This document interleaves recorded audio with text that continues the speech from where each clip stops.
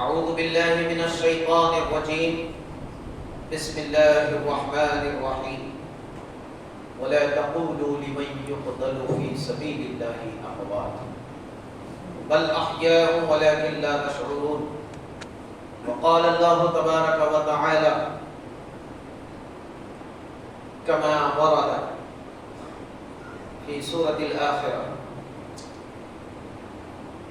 ولا تحسبن الله غافلا عما يعمل الظالمون صدق الله مولانا العظيم. من علينا ربنا إذ بعث محمدا أيده بأيده أيدنا بأحمدا أرسله مبشرا أرسله ممجدا صلوا عليه دائما صلوا عليه سرمدا اللهم صل على سيدنا ومولانا محمد وعلى آل سيدنا ومولانا محمد كما تحب وترضى. شاہ است حسین بادشاہ است حسین دین است حسین دین پناہ است حسین سردار ندار دست در دست یزید حقا کے بنائے لا الہ است حسین. بزرگوں دوستو نوجوان ساتھیوں، آج کا یہ تاریخی دن، آج کا یہ مقدس دن جو پہلے ہی سے برکتوں سے بھرا ہوا تھا، پہلے ہی سے یہ دن بہت عظمت اور فضیلت کا حامل تھا، مگر اس دن میں یوم عاشورہ جب سے اس دن کو سید الشہداء سیدنا امام علی مقام امام حسین رضی اللہ تعالیٰ عنہ کی شہادت اور 72 نفوس قدسیہ کی شہادت سے نسبت ہوئی، اس دن کی فضیلت اور عظمت میں چار چاند بن گئے. اور یہ دن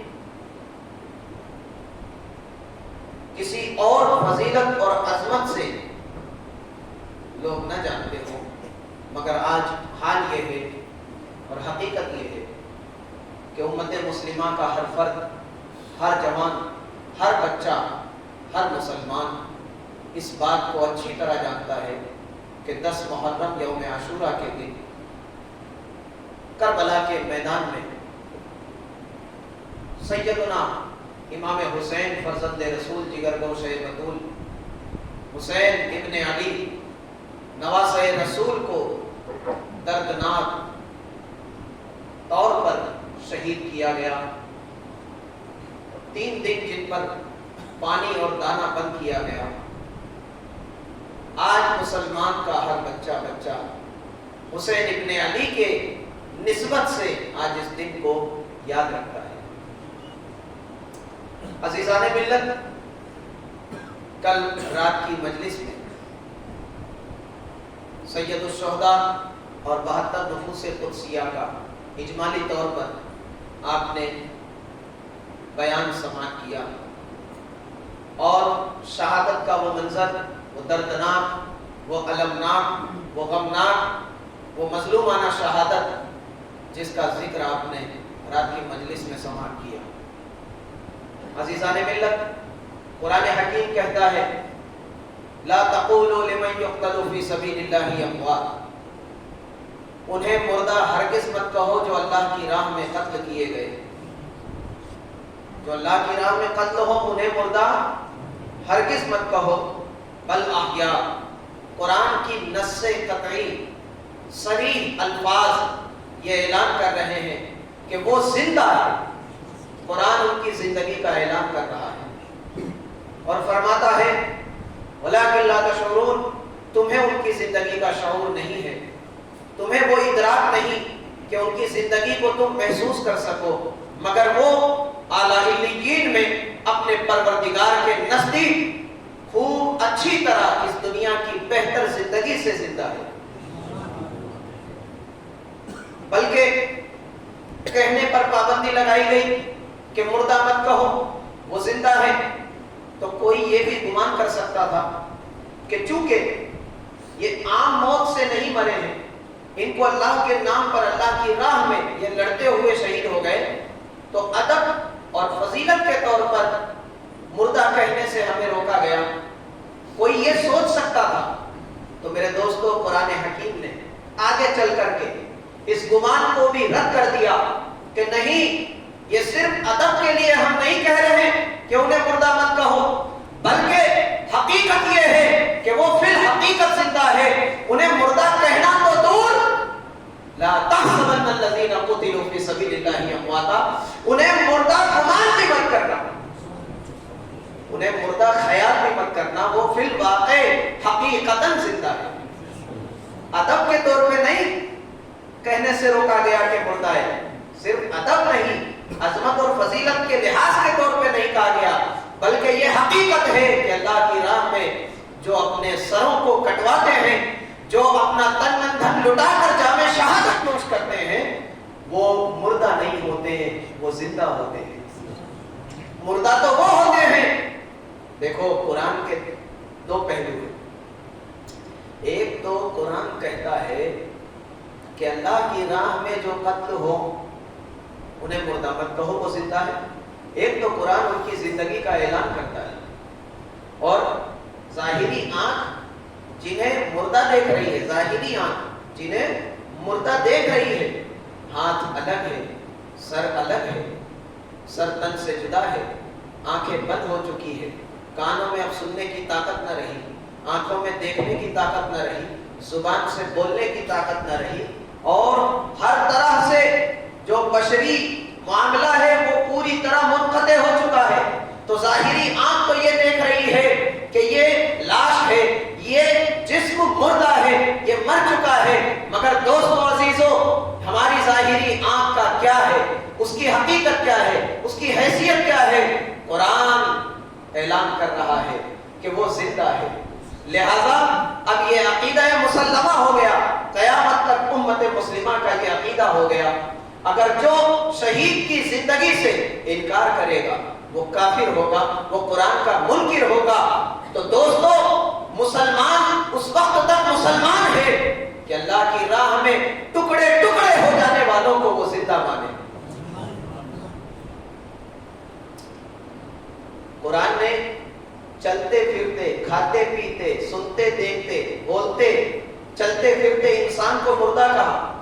اِنَّكَ لَا تُسْمِعُ الْمَوْتَ وَلَا تُسْمِعُ الصُّمَّ الدُّعَاءَ، اے محبوب، آپ انہیں نہیں سنا سکتے، آپ ان مردوں کو نہیں سنا سکتے۔ اِنَّكَ لَا تُسْمِعُ الْمَوْتَ، آپ ان مردوں کو نہیں سنا سکتے، وَلَا تُسْمِعُ الصُّمَّ الدُّعَاءَ، اور نہ یہ آپ کی پکار سن سکتے ہیں۔ یہ کن کے بارے میں کہا جا رہا ہے؟ یہ ابو جہل، ابو لہب کے بارے میں کہا جا رہا ہے کہ وہ سن کے بھی اندھے، وہ سن کے بھی بہرے، وہ دیکھ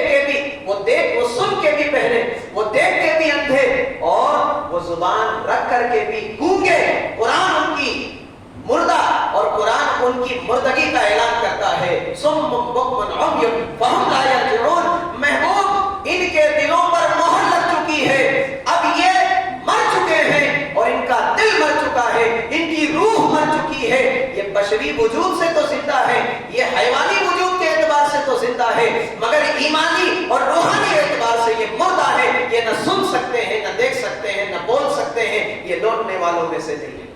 اب دوستو، قرآن ایک تو جیتے جاگتے انسان کو مردہ کہہ رہا ہے، اور ایک جسم جس کے ٹکڑے اور چتھڑے ہو چکے ہیں، قرآن انہیں زندہ کہہ رہا ہے۔ اللہ اکبر! میرے دوستو، ہم اور آپ کے سوچ اور ہم اور آپ کی فکر سے دین نہیں بنتا۔ اللہ تعالیٰ کے نزدیک جو زندہ ہے وہ زندہ ہے، اور جو اللہ کے نزدیک مردہ ہے وہ مردہ ہے۔ ہم اور آپ کے ماننے سے نہیں ہوتا کچھ۔ اللہ جسے زندہ کر دے وہ زندہ ہے، اللہ جسے مردہ کہہ دے وہ مردہ ہے۔ یہ ایمان کا تقاضا ہے۔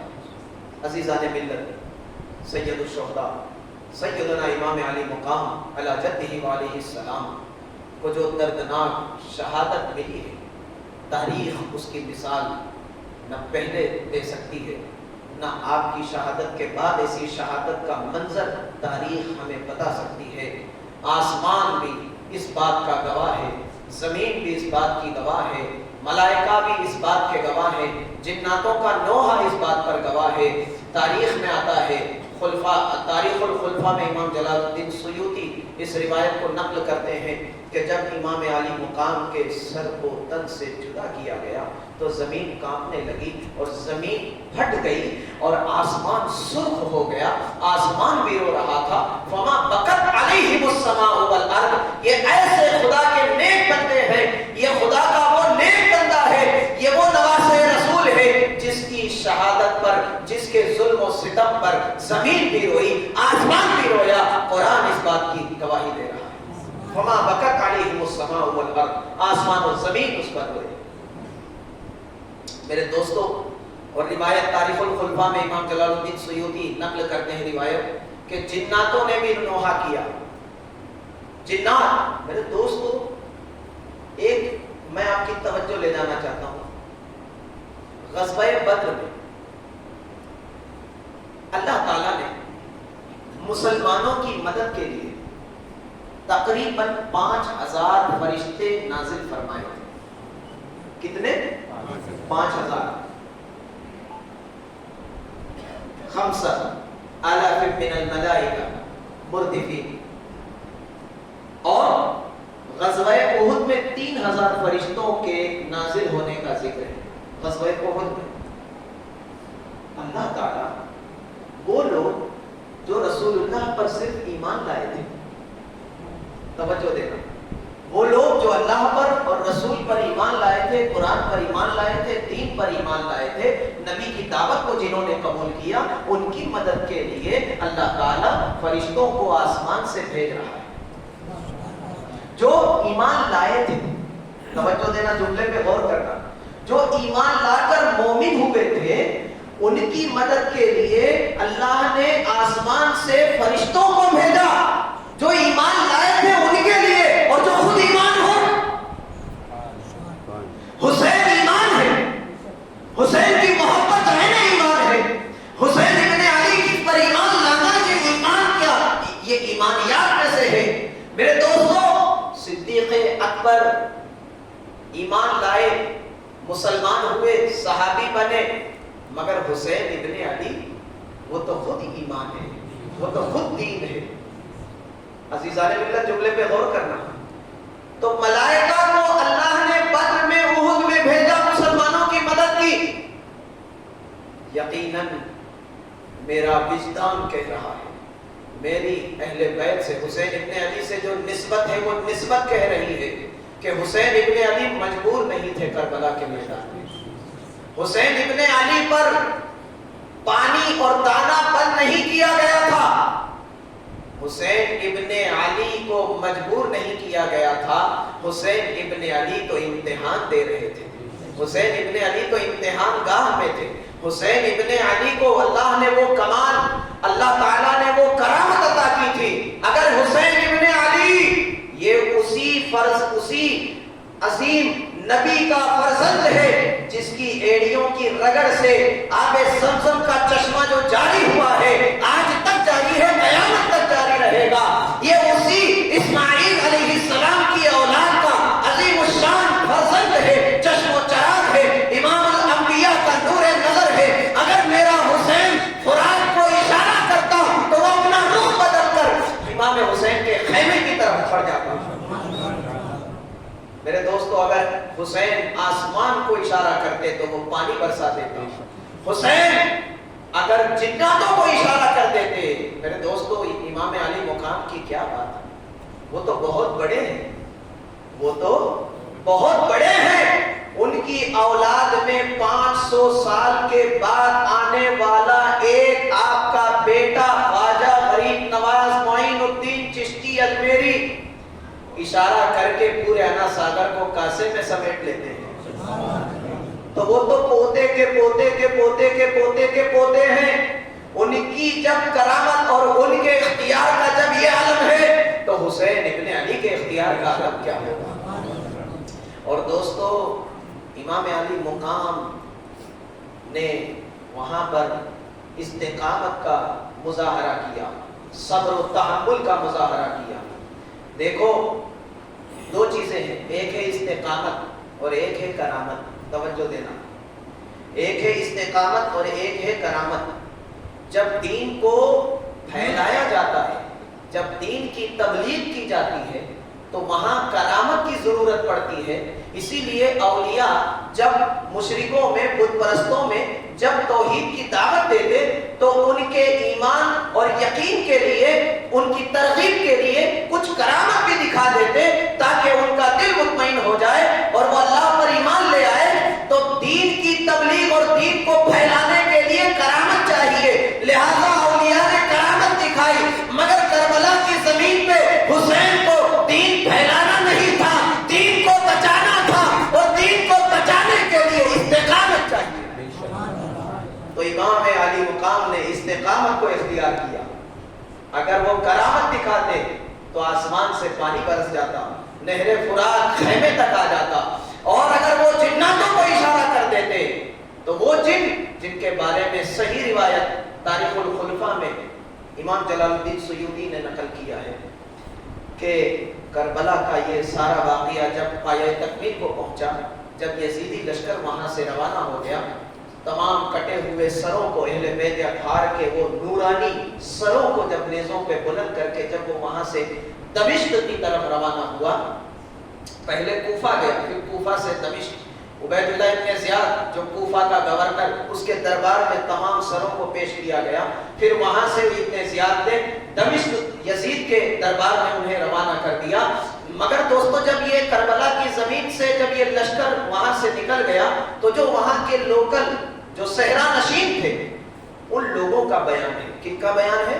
کربلا کے اطراف میں جو صحرا نشین، جو پہاڑیوں میں رہنے والے انسان، جو قبائل، یہ ان کا بیان ہے جس کو تاریخ الخلفاء میں امام جلال الدین سیوطی نے بیان کیا اور لکھا ہے کہ انہوں نے پوری رات، جس دن امام علی مقام کے کو شہید کیا گیا، جس دن امام علی مقام کے گھر والوں کو شہید کیا گیا، اس پورے دن سے پورا دن بھر اور رات بھر انہیں چیخنے اور چلانے کی اور رونے کی آواز آتی رہی۔ انہوں نے بہت تلاش کیا مگر دور دور تک کوئی انسان نظر نہیں آیا، مگر ایک عقل مند انسان، ایک پڑھے لکھے انسان نے جب یہ بات اس تک پہنچی تو اس نے کہا کہ یہ انسانوں کی گریہ زاری نہیں ہے، غم حسین میں جنات بھی گریہ زاری کر رہے ہیں، جنات بھی رو رہے ہیں۔ میرے دوستو غم حسین میں جنات جب نوحہ کر سکتے ہیں تو کیا اگر امام علی مقام ایک اشارہ کرتے تو وہ پورا جناتوں کا لشکر آتا اور یزیدیوں کے پر خچے نہ اڑا دیتا؟ مگر امام علی مقام استقامت اور صبر و تحمل کا پہاڑ بن کر امتحان اور آزمائش میں تھے۔ پہل کے دوستو میرا امام مجبور نہیں تھا، میرا آپ کا امام مجبور نہیں تھا، وہ اللہ تعالیٰ کی عظیم آزمائش میں مبتلا تھا، دنیا کو صبر کا سبق دے رہا تھا، استقامت کا سبق دے رہا تھا۔ پہل کے آپ کے جتنے اہل بیت اطہار، یہ 72 نفوس قدسیہ، ان میں سر فہرست سیدنا امام علی مقام امام حسین علی جدہ علیہ السلام کے سر کو اور آپ کے رفقا، آپ کے ساتھیوں کے سروں کو نیزوں پہ بلند کر کے یہ قافلہ، یہ ظالم قافلہ، یہ یزیدی بھیڑیے نیزوں پہ سر کو بلند کر کے وہاں سے چلتے ہیں۔ اب دوستو عزیزو، کچھ بدبخت زمین پہ ابھی بھی ایسے ہیں، کچھ یزیدی فکر رکھنے والے، یزیدی سوچ رکھنے والے کچھ ایسے بھی ہیں جو یہ کہتے ہیں کہ حسین حکومت کے لیے، تخت و تاج کے لیے، خلافت کے لیے، اقتدار کے لیے نکلے تھے، لہذا اقتدار کی بھوک تھی انہیں اور اسی اقتدار کی لالچ میں جنگ ہوئی اور وہ شہید ہو گئے، ہار گئے۔ اللہ تعالیٰ کی لعنت ہو ایسی سوچ پر اور ایسی سوچ رکھنے والوں پر۔ ارے حسین ابن علی کو سلطنت اور تخت و تاج کی بھوک تھی، معاذ اللہ، ارے انہیں کیا ضرورت، وہ تو خود ساری کائنات کے بادشاہ اور مالک اور سردار بنا کر پیدا کیے تھے۔ انہیں تو جیتے جی یہ خوشخبری سنا دی گئی کہ تمام جنتی نوجوانوں کے سردار ہیں، انہیں یہ حق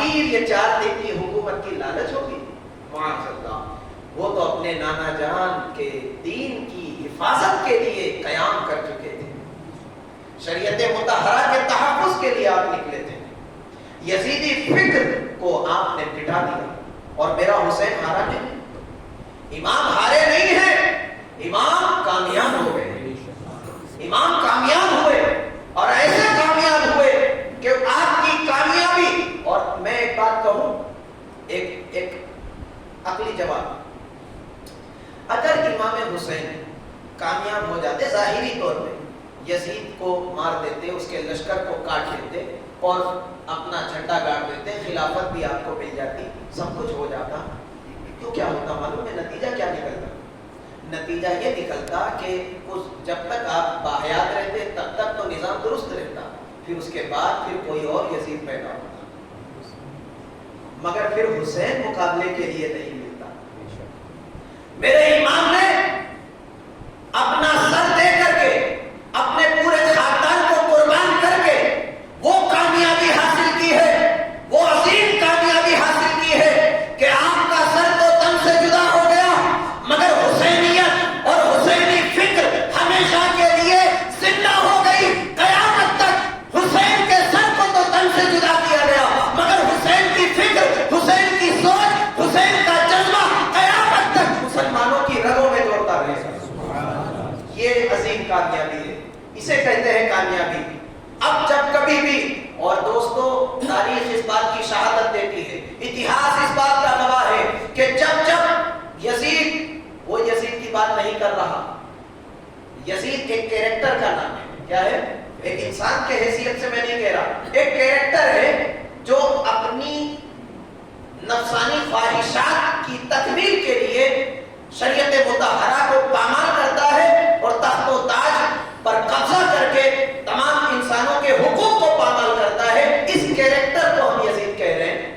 امام علی مقام نے جام شہادت نوش کر کے دنیا کو، تمام اہل اسلام کو یہ فکر دی ہے کہ اب جب بھی کبھی یزید یعنی یزید والا کیریکٹر آپ کے سامنے آئے گا تو حسینی فکر اور حسینی مشن لے کر، حسینی جذبے کے ساتھ ایک حسین اس کے سامنے کھڑا نظر آئے گا، اور تاریخ اس بات کی شہادت دیتی ہے، تاریخ اس بات کی گواہ ہے کہ آپ واقعہ کربلا کے بعد تیسری صدی میں امام احمد ابن حنبل رضی اللہ تعالیٰ عنہ رحمت اللہ تعالیٰ علیہ کا زمانہ آیا۔ تاریخ بتاتی ہے کہ آپ کے زمانے میں ایک فتنہ اٹھا، مامون الرشید ان کے دور میں بادشاہ تھا، ایک فتنہ اٹھا کہ قرآن مخلوق ہے، قرآن مخلوق ہے۔ امام احمد ابن حنبل نے کہا کہ قرآن مخلوق نہیں ہے، قرآن اللہ کا کلام ہے، ہاں یہ جو ورق ہے، یہ جو چھپائی ہے، اسے آپ مخلوق کہہ سکتے ہیں، مگر قرآن جس کو آپ تلاوت کرتے ہیں، جو نظر نہیں آتی، جو صرف محسوس کیا جا سکتا ہے، یہ اللہ کی صفت ہے، یہ اللہ کا کلام ہے، اور اللہ کا کلام مخلوق نہیں، چونکہ صفت موصوف سے متصف ہوتی ہے، متصل ہوتی ہے، لہذا امام احمد ابن حنبل نے اس فتنے کی سرکوبی کی، اس کے بدلے میں آپ کو کوڑے لگائے گئے، اور امام احمد ابن حنبل اپنی کتاب مسند امام احمد ابن حنبل جو 14 جلدوں میں سب سے عظیم، سب سے موٹی کتاب حدیث کی، اس کے مقدمے میں خود امام احمد ابن حنبل لکھتے ہیں کہ مجھے جب میں نے اس فتنے کا سامنا کیا اور جب اس کی شدید شدت اور قوت کے ساتھ مخالفت کی تو بادشاہ کے سپاہیوں کے کوڑے میرے پیٹھ پہ پڑنے لگے، مجھے زنجیروں میں جکڑ کے جیل میں ڈال دیا گیا، قید میں ڈال دیا گیا، مجھے بھوکا اور پیاسا رکھا گیا، اور ایک کوڑا جو مجھے لگتا تھا، جو میری پیٹھ پہ پڑتا تھا، اگر وہ ایک کوڑا کسی مضبوط جوان ہاتھی پہ پڑ جاتا تو وہ بھی دم توڑ دیتا، ہلاک ہو جاتا، مگر وہ روحانی قوت تھی امام احمد ابن حنبل کی کہ اس روحانی قوت کی بنیاد پہ آپ نے اس ظلم و ستم کو برداشت کیا، بالآخر پروردگار نے آپ کو کامیابی دی اور وہ فتنہ ختم ہو گیا۔ میرے دوستو، امام احمد ابن حنبل کس جذبے کے ساتھ حکومت کے سامنے کھڑے ہو گئے تھے، تنہا تنہا، نہ سپاہ ہے، نہ لشکر ہے، نہ کوئی ساز و سامان ہے، آپ یوں ہی تنہا کھڑے ہو گئے۔ یہ کس فکر نے آپ کو ابھارا تھا کہ حکومت کے سامنے کھڑے ہو جائے؟ یقیناً یہ حسینی فکر تھی جو احمد ابن حنبل کے دل میں اور رگوں میں دوڑ رہی تھی اور احمد ابن حنبل کو آمادہ کر رہی تھی۔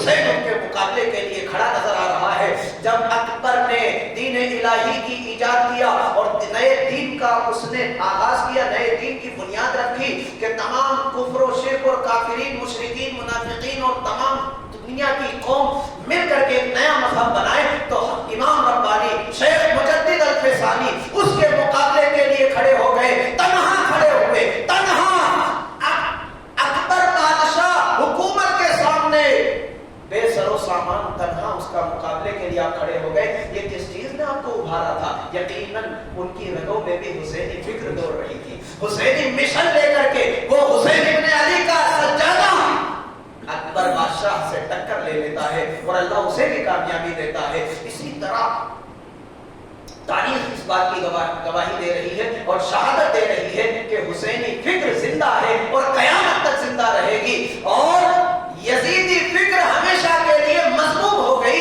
ملعون ہو گئی۔ دیکھو آج بھی یزید کی قبر کا نہ نام ہے نہ نشان ہے، نہ اس کی قبر پر کوئی چادر چڑھانے والا ہے، نہ اس کے نام کی، نہ اس کی مغفرت کے لیے دنیا میں کوئی دعا کرنے والا ہے۔ مگر حسین کے چاہنے والوں ایک تلاش کرنے جاؤ گے تو اپنوں میں غیروں میں بھی حسینی ہزاروں کی تعداد میں نظر آئے گی۔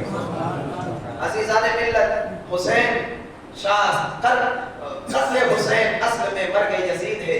اسلام زندہ ہوتا ہے ہر کربلا کے بعد۔ پیر کے حسین کا سر نیزوں پہ بلند کر کے یہ یزیدی آگے لے کے چلتے ہیں کوفہ کی طرف، گورنر ہاؤس کی طرف۔ عبید اللہ ابن زیاد تخت پر بیٹھا ہے، امام علی مقام کا مبارک سر ایک تشت میں یا جو ڈھال ہوتی ہے جس سے تلوار کا وار روکا جاتا ہے، اس پر سر کو رکھ کر عبید اللہ ابن زیاد کے سامنے رکھا ہے۔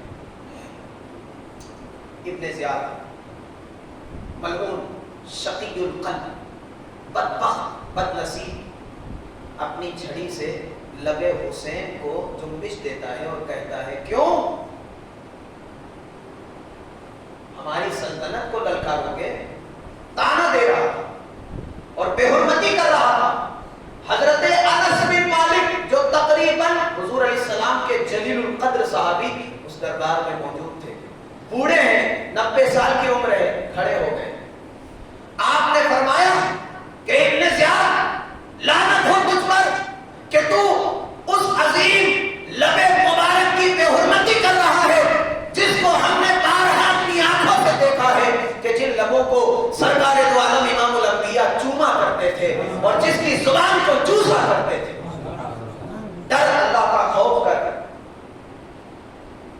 ہیبت طاری ہو گئی اس پر، ڈر گیا اور فوراً اس نے کہا جاؤ جلدی سے لے جاؤ اس سر کو، دمشق لے جاؤ، یزید کے سامنے پیش کر دو۔ اب یہ قافلہ وہاں سے نکلا۔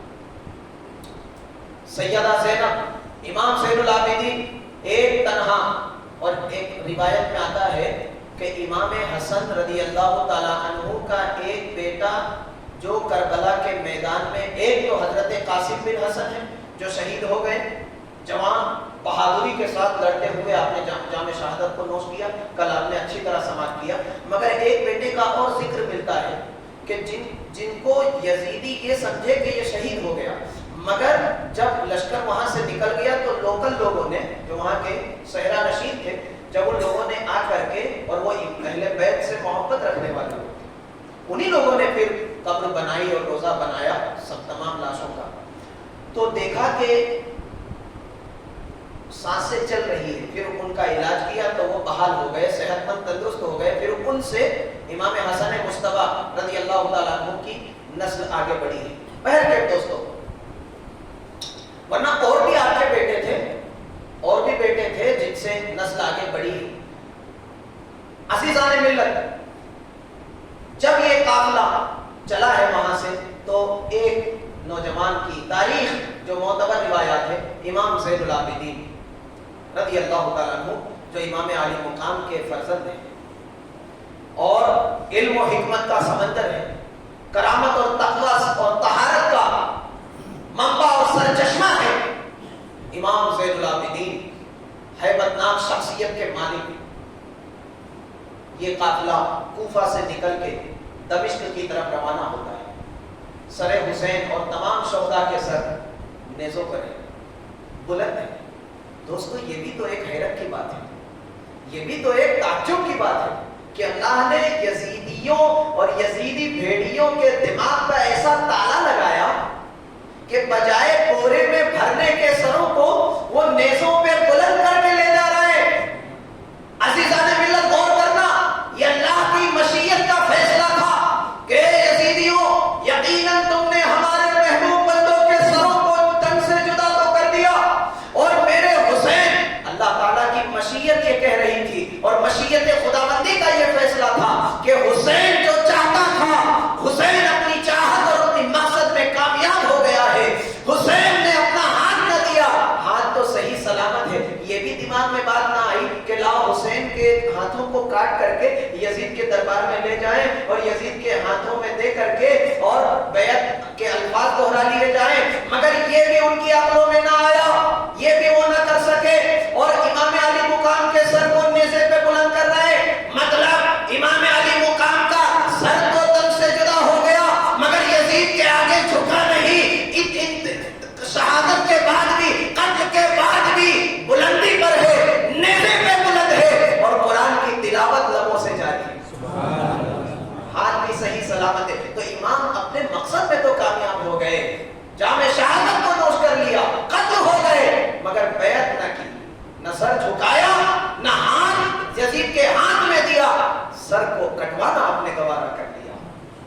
مگر یزیدی حسین کی عظمت کا خود غفلت میں اعلان کرتے ہوئے جا رہے ہیں کہ جو سب سے اونچا سر دکھ رہا ہے یہ حسین ابن علی کا سر ہے۔ بہن کے دوستو، یہ قافلہ لٹا پٹا قافلہ کربلا سے، کوفہ سے ہوتے ہوئے دمشق کی طرف رواں دواں ہوتا ہے۔ چلملاتی دھوپ، تپتا ہوا حرارت، سورج اپنی تمازت بھی جو ہے برسا رہا ہے، گرمی شدت کی ہے۔ حضرت بچی سکینہ فرزند امام علی مقام کی معصوم کلی، گلشن زہرا کے پھولوں کی یہ معصوم کلی حضرت سکینہ، سکینہ بھی کہا جاتا ہے مگر عرب میں سکینہ کہا جاتا ہے۔ حضرت سکینہ رضی اللہ تعالی عنہا وعلیہ السلام کے گلے پر رسی باندھی گئی ہے، ہاتھوں میں رسی باندھی گئی ہے۔ کیا ظلم کی داستان ہے دوستو، ایسا ظلم، اور ظلم کے اتنے زیادہ کیریکٹر آسمان چشم فلک نے بھی کبھی نہیں دیکھا ہوگا۔ آسمان جن کی مظلومیت پہ رویا ہے، اور تاریخ میں یہ بھی آتا ہے، روایت میں یہ بھی ملتا ہے کہ جب آپ کو شہید کیا گیا تو آسمان پورا سرخ ہو چکا، سرخی چھا گئی تھی، اور کئی دنوں تک آسمان سرخ رہا، اس میں سرخی ہم کئی دنوں تک قائم رہی۔ یہ قافلہ چل رہا ہے، حضرت زین العابدین، امام زین العابدین کو بھی رسیوں میں جکڑے ہوئے ہیں۔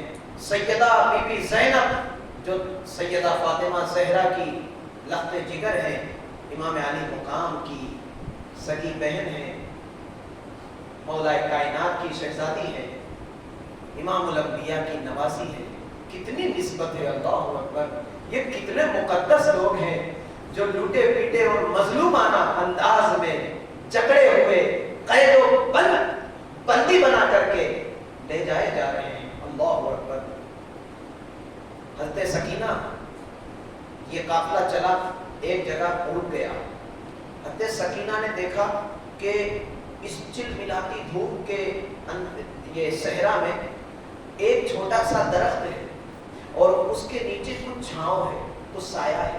حضرت سکینہ فوراً دوڑ کر آتی ہے، اونٹنی سے نیچے اتر کر آتی ہے اور اس درخت کے سائے میں مٹی سے تکیہ بناتی ہے۔ کیا بناتی ہے؟ ذرا منظر دیکھیے دوستو، تکیہ بناتی ہے اور آپ لیٹ جاتی ہیں۔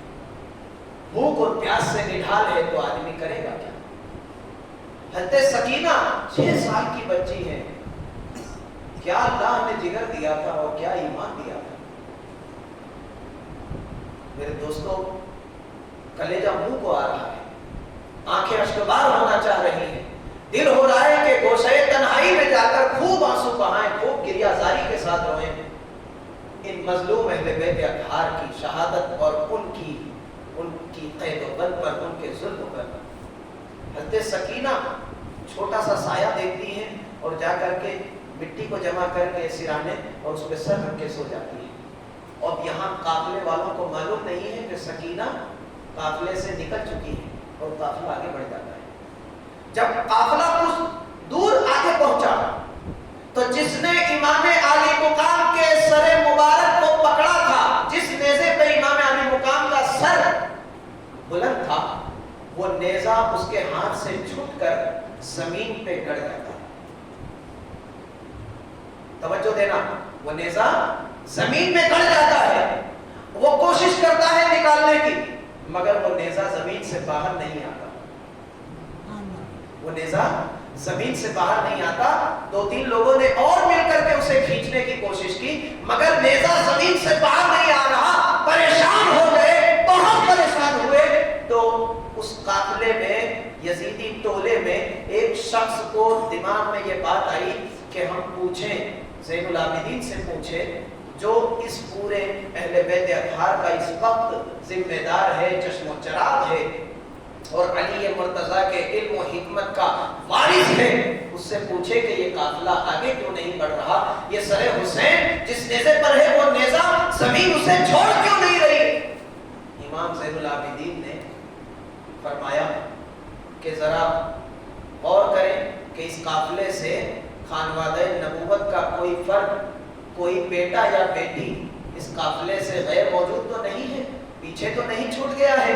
गौर करें, हजरत सैयदा ज़ैनब अलैहिस्सलाम ने आवाज दी, एक एक नाम लेकर आपने आवाज दी, हर कोई हाजिर है। फिर आपने पुकारा सुकैना सुकैना, मगर कोई आवाज नहीं आ रही। हजरत सैयदा ज़ैनब समझ गई कि हजरत सकीना पीछे छूट चुकी है और इसी वजह से सरे हुसैन, यही वजह है कि सरे हुसैन की मर्जी आगे बढ़ने की नहीं है। मेरे दोस्तों, यहां से नहीं समझ में आता कि इमाम आली मुकाम मजबूर नहीं थे, वो अपनी मर्जी से शहीद हुए थे, वो अपनी मर्जी से शहीद हुए थे। उनका इख्तियार उनकी शहादत के बाद हम देख रहे हैं, उनका इख्तियार, उनका कमाल हम शहादत के बाद देख रहे हैं। सरे हुसैन आगे नहीं बढ़ रहा। हज़रत सैयदा ज़ैनब पीछे दौड़ी दौड़ी दौड़ी और आपको याद आया कि जहां काफिला रुका था वहीं हो सकता है सुकैना काफिले से अलग हो गई। आप उसी जगह पर पहुंचती है, दूर से देखती है कि एक छोटा सा दरख्त है जिसके नीचे नकाब पोश एक खातून है। नकाब में एक खातून है जो बच्ची सकीना को गोद में लेकर उसे खिला रही है और उसे चूम रही है और उससे दास्ताने करबला सुन रही है। जब आप करीब गई तो हज़रत सकीना उन्हें वो पूरी दास्तान सुना रही थी उस खातून को कि मेरे बाबा जान को इस तरह कत्ल किया गया, मेरे भाई को इस तरह बेदर्दी से मारा गया, मेरे छोटे मासूम अली असगर के गले को तीरों से झल्ली किया गया, सबको प्यासा तड़पाया गया। पूरी दास्ताने करबला बच्ची सकीना उस खातून से कह रही है।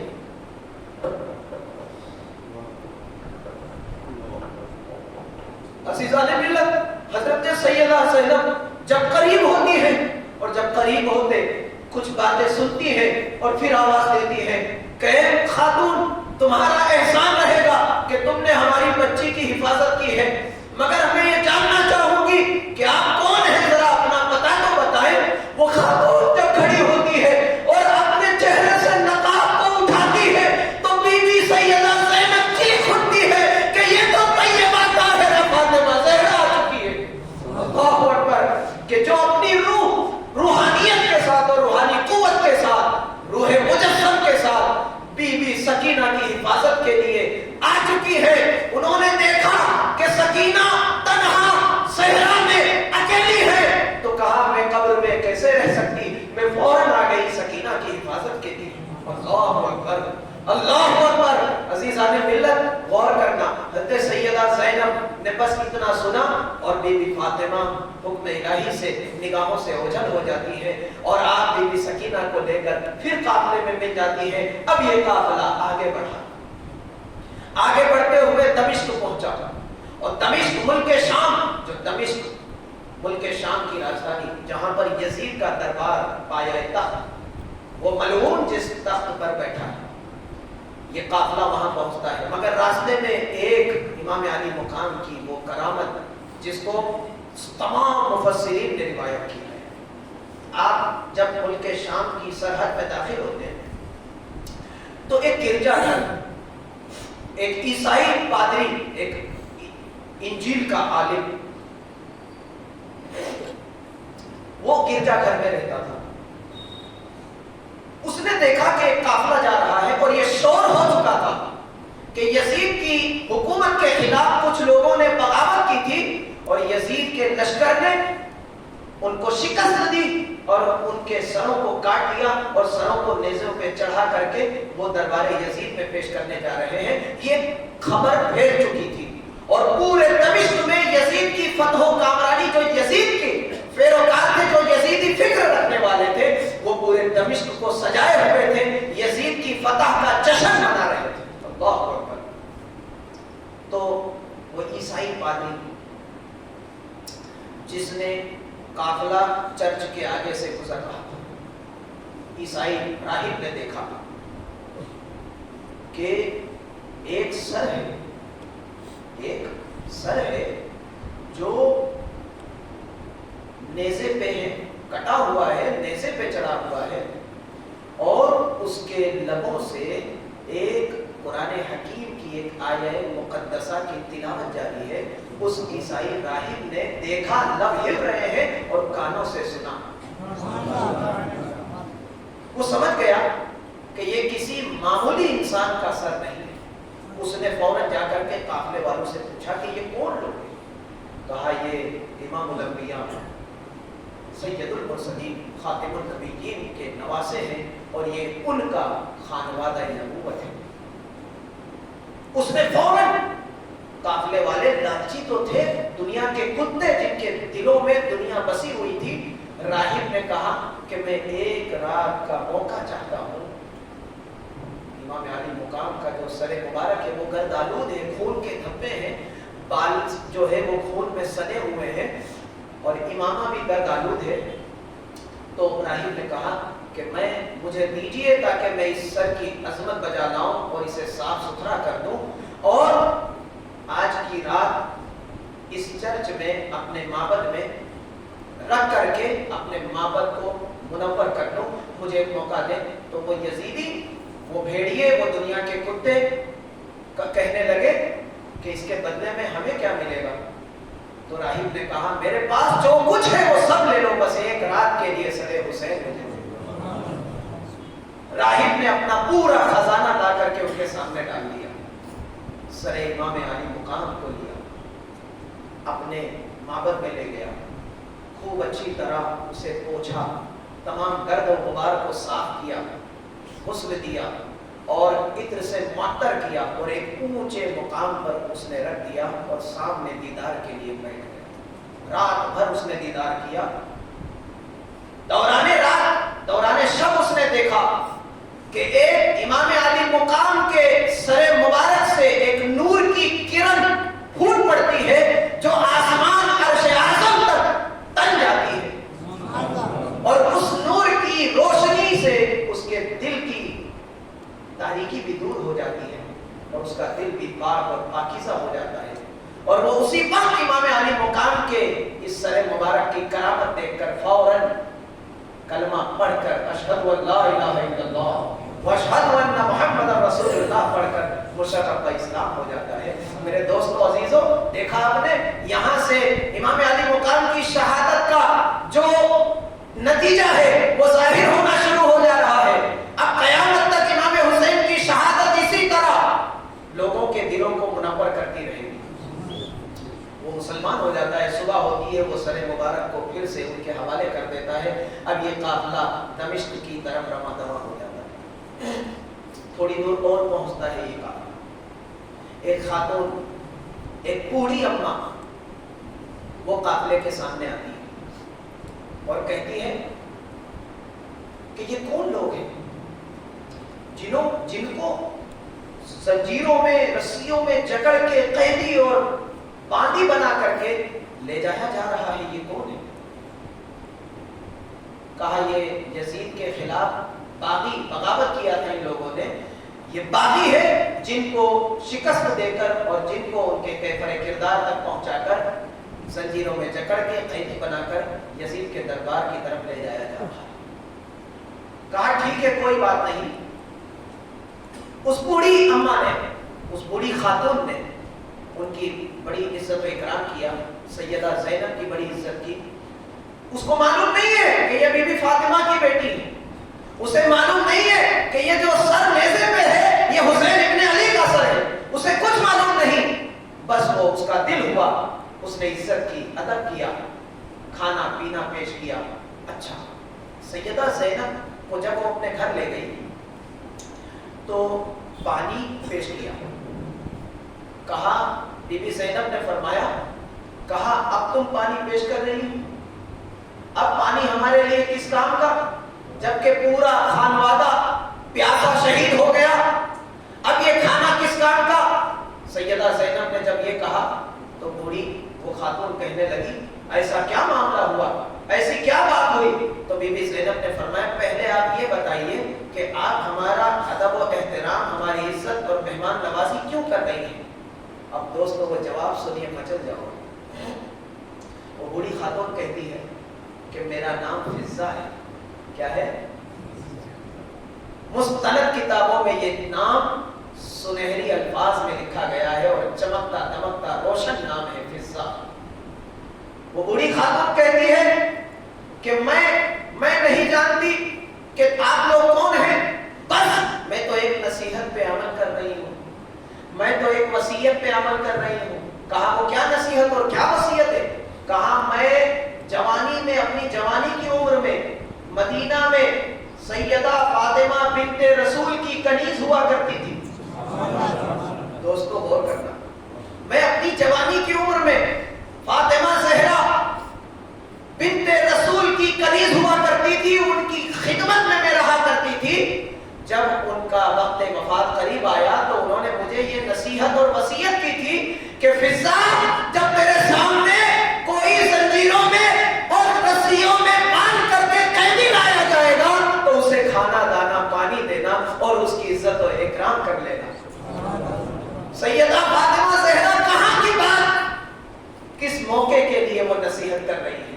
کہا میں تو وہ نصیحت کر رہی ہوں، اب میں تو اس نصیحت پہ عمل کر رہی ہوں، مجھے نہیں معلوم آپ کون لوگ ہیں، مگر میری سیدہ نے مجھے یہ نصیحت کی تھی کہ جب میرے سامنے کوئی بھی قیدی آئے تو میں اسے پانی پلاؤں، اسے کھانا کھلاؤں اور اس کی مہمان نوازی کروں۔ اللہ اکبر۔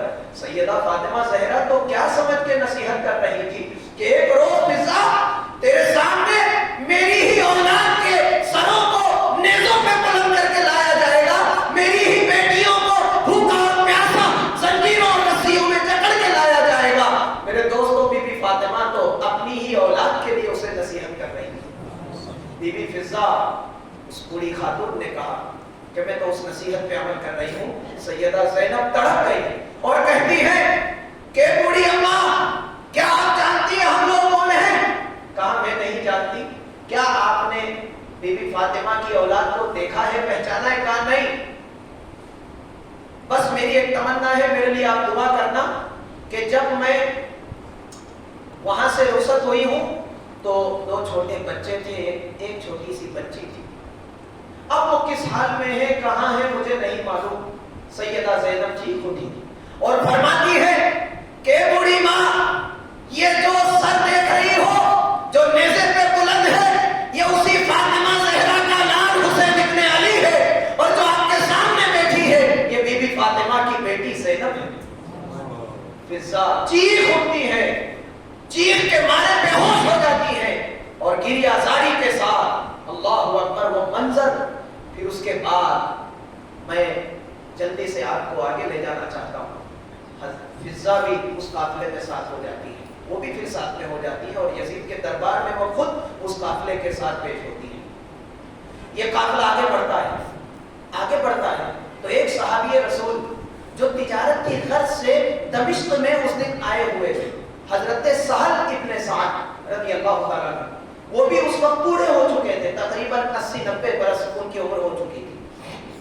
حضرت سہل بن سعد رضی اللہ تعالیٰ جب وہ کسی کام سے دمشق آئے ہوئے تھے، ایک شور ہوا تھا، دمشق کی گلی کوچے اور بازاروں کو سجایا گیا تھا اور لوگ جشن منا رہے تھے۔ آپ پوچھتے ہیں بھائی یہ کیا ہے، آج کوئی عید کا دن ہے کیا؟ دمشق والوں کا کوئی عید کا دن ہے؟ تو وہ کہتے ہیں نہیں، تمہیں نہیں معلوم، یزید کے حکومت کے خلاف کچھ لوگوں نے بغاوت کی تھی اور انہیں بہت زبردست شکست دی گئی اور انہیں قیدی بنا کر اور ان کے سروں کو کاٹ کے نیزوں پہ چڑھا کے یزید کے دربار میں پیش کیا جا رہا ہے۔ یہ اسی کے جشن میں پورے شہر کو سجایا گیا ہے۔ وہ یزیدی فکر رکھنے والا یہ جواب دیتا ہے۔ حضرت سہل بن سعد قافلے کے قریب جاتے ہیں، سر کو دیکھتے ہیں، چہرے پر غور کرتے ہیں اور پھر کہتے ہیں یہ کون ہے؟ اس کی شکل تو حسین ابن علی سے بالکل ملتی جلتی ہے۔ پھر اس سہل بن سعد نے کنفرم کیا، جس کے ہاتھ میں نیزہ تھا اس سے پوچھا کہ بھائی بتاؤ یہ کس کا سر ہے؟ تو وہ کہتا ہے کہ یہ حسین ابن علی کا سر ہے۔ حضرت سہل بن سعد کے جسم پر لرزہ طاری ہو جاتا ہے، وہ پہچان چکے تھے اور وہ جان چکے تھے۔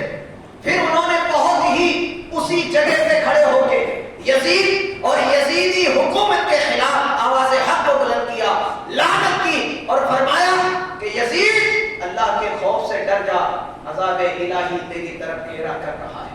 دھیرے دھیرے اللہ کی رسی ٹائٹ ہونے جا رہی ہے۔ اللہ اکبر۔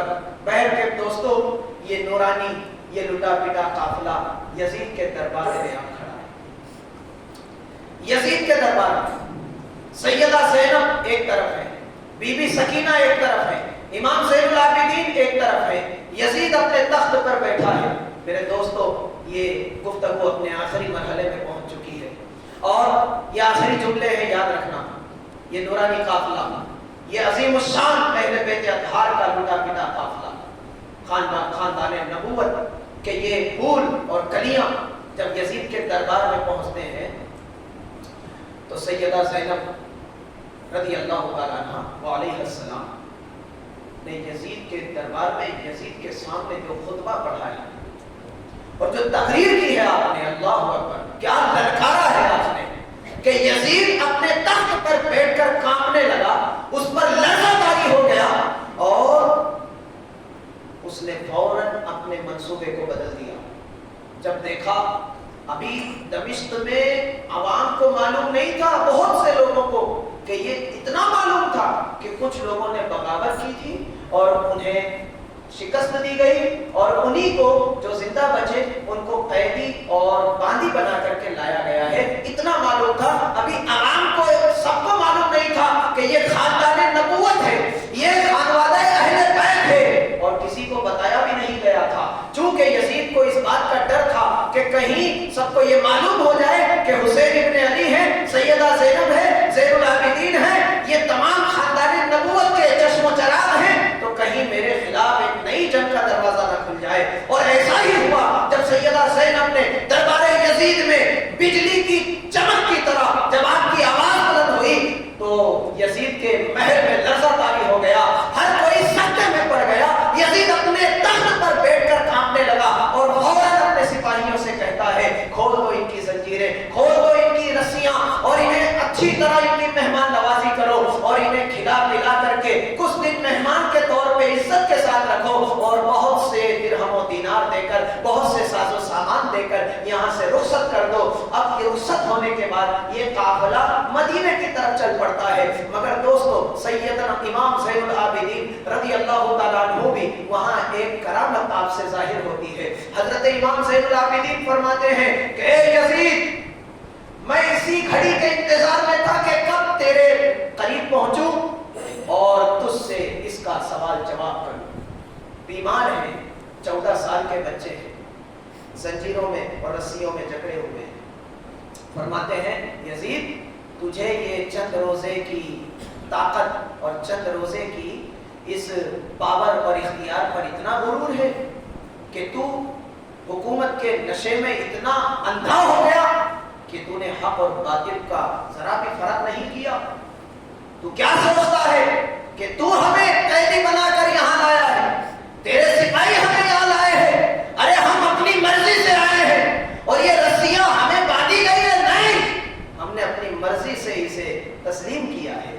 ہم نے صبر و استقامت کو چنا ہے، ورنہ کرامت، ارے کرامت تو ہمارے خون میں ہے، کرامت تو ہمارے کردار میں ہے، کرامت تو ہمارے الفاظ میں ہے، ہمارے ایک اشارے پر جنات بھی تیار ہے، عرش کے فرشتے بھی تیار ہے، اور اگر تو دیکھنا چاہتا ہے نمونہ تو دیکھ، یہ تیری رسیاں، یہ تیری زنجیریں ہماری مرضی سے ہمارے جسموں پر لگی ہوئی ہیں، اگر تو ہماری طاقت دیکھنا چاہتا ہے تو دیکھ، حضرت امام زین العابدین نے ایک چیخ ماری، اللہ اکبر، فوراً تمام رسیاں اور زنجیریں کٹ کے زمین پہ گر جاتی ہیں۔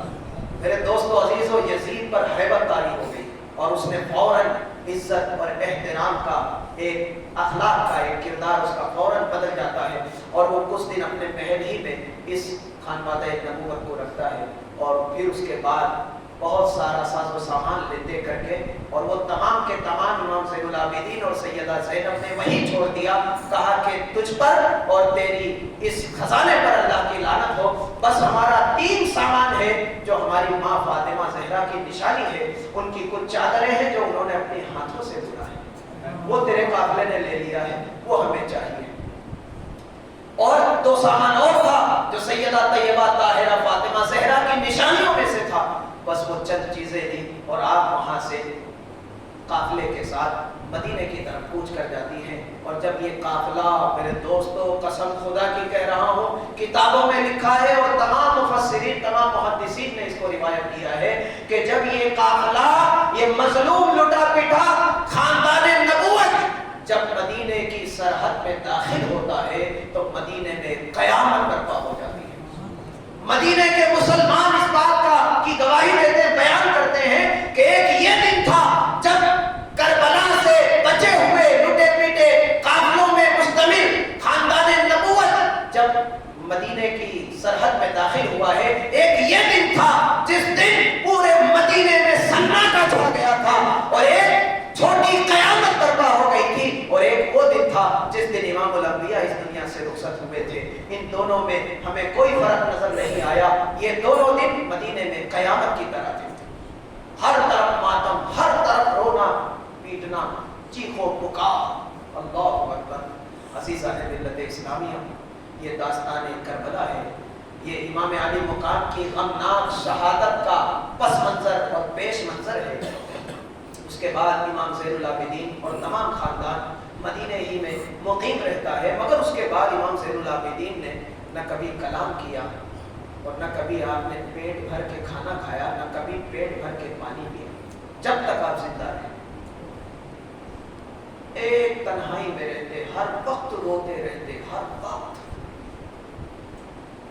بتاؤ، جس بیٹے کے سامنے اس کے باپ کو بے دردی سے شہید کیا گیا ہو، جس کے بھائی کو تڑپا تڑپا کر جس کے دل کے اور جگر کے ٹکڑے باہر نکال دیے گئے ہوں، جس کے سامنے جس کے پورے خاندان کو ذبح کر دیا گیا ہو، وہ منظر مرتے دم تک بھول سکتا ہے؟ امام زین العابدین پر ایسا آپ کی کیفیت ایسی ہو گئی کہ آپ گوشے تنہائی میں رہتے ہمیشہ، اور ہمیشہ ہر وقت روتے رہتے۔ ایک روز کیا ہوا کہ امام زین العابدین مسجد میں نماز پڑھا رہے ہیں، پیچھے تمام نمازی ہیں، مسجد میں آگ لگ گئی۔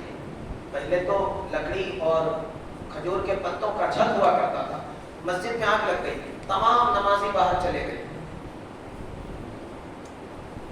امام زین العابدین مصلی پہ تنہا کھڑے ہیں، وہ ایسی کیفیت میں ڈوبے ہوئے ہیں کہ انہیں نہ آگ دکھ رہی ہے، نہ آگ کی حرارت انہیں محسوس ہو رہی ہے، یہاں تک کہ امام زین العابدین مصلی پہ کھڑے ہیں، آگ جلی، بجھ بھی گئی، اور آپ اپنی جگہ پہ اسی طرح کھڑے ہیں۔ بعد میں لوگوں نے پوچھا کہ امام، اے مولا، کیا آپ کو پتہ نہیں چلا؟ کہا، میرے دوستو یہ سبق دے رہا ہوں ہم سب کے لیے، کہا کہ میں اس دنیا کی آگ کی مجھے کوئی پرواہ نہیں، میں تو جہنم کی آگ کی فکر میں ڈوبا تھا، اسے بجھانے کی کوشش کر رہا تھا، اس آگ کا مجھے پتہ نہیں چلا۔ اللہ اکبر۔ میرے دوستو، اسی طرح امام زین العابدین خدمت خلق میں مصروف رہے، نماز پڑھاتے، امامت کرتے، قرآن کی تعلیم دیتے، حدیث کی تعلیم دیتے، لوگوں کے دلوں کا تزکیہ تصفیہ کر دے اور لوگوں کے سینوں کو علم و حکمت سے بھر کے انہیں روشن کر دے. اور اسی طرح آپ کی زندگی مدینے میں اسی طرح گزرتی ہے. اور پھر انشاءاللہ تبارک و تعالی کسی موقع پہ سیدنا امام زین العابدین کی سیرت کو ہم موضوع بنائیں گے. اور آپ کی پوری زندگی انشاءاللہ یہ میرا آپ سے اقرار رہا کہ کسی موقع پہ امام زین العابدین کی زندگی آپ کے سامنے میں انشاءاللہ پیش کروں گا. تو دوستو یہ تمام داستان کربلا ہے. پس منظر آپ نے سنا, پیش منظر آپ نے سنا. اللہ تعالیٰ جو بھی میں نے کہا آپ نے سنا اسے قبول فرمائے, اور جو بھی نصیحت کی باتیں ہیں اس پہ عمل کی توفیق عطا فرمائے. اے حسین ابن علی تیری شہادت و سلام, دین حق اب نہ کسی دور میں تنہا ہوگا. قتل حسین اصل میں مرگ یزید ہے, اسلام زندہ ہوتا ہے ہر کربلا کے بعد. حسین زندہ باد, حسین زندہ باد, حسین زندہ باد, حسین زندہ باد, اسلام اسلام اسلام.